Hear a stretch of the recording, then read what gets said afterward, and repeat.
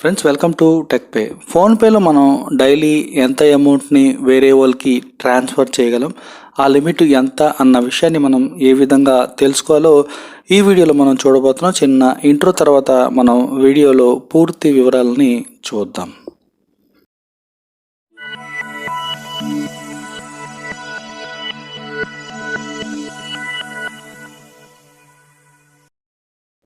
Friends, ఫోన్పేలో మనం amount రోజు డైలీ ఎంత ట్రాన్స్ఫర్ చేయొచ్చో తెలుసుకోవటానికి ఎవరికన్నా మనం జస్ట్ ట్రాన్స్ఫర్ చేయడానికి ట్రై చేద్దాం. అంటే ట్రాన్స్ఫర్ చేయము, జస్ట్ మనం లిమిట్ తెలుసుకుందాం.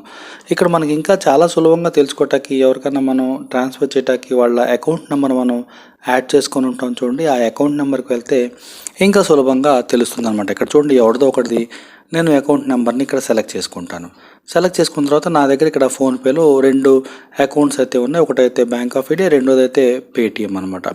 చూడండి, బ్యాంక్ ఆఫ్ ఇండియాలో నేను ₹1,00,000 వేస్తే రెడ్ కలర్లో వచ్చి చూపిస్తుంది లిమిట్ అంత లేదని చెప్పి.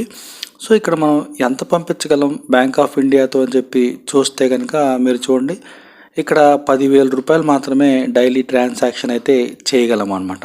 అయితే ఇక్కడ నాకు ఇచ్చిన లిమిట్ ఏంటంటే మంత్లీ ₹30,000 మాత్రమే నేను పంపించుకునే అవకాశం అయితే ఉంటుంది. సో అట్లాగా నా బ్యాంకుని బట్టి ఈ ట్రాన్సాక్షన్ అయితే ఇక్కడ ఫిక్స్ అవుతుంది. సో రెండోది వచ్చేసరికి డైలీ ఇది 10,000 కదా, పేటిఎంలో చూద్దాం. పేటిఎంలో డైలీ మనం ఎంత పంపించగలము. సో చూడండి, ఇక్కడ జస్ట్ ₹10,000 మాత్రమే అయితే బ్యాంక్ ఆఫ్ ఇండియా ద్వారా అయితే మనం పంపించుకునే అవకాశం అయితే ఉంటుంది.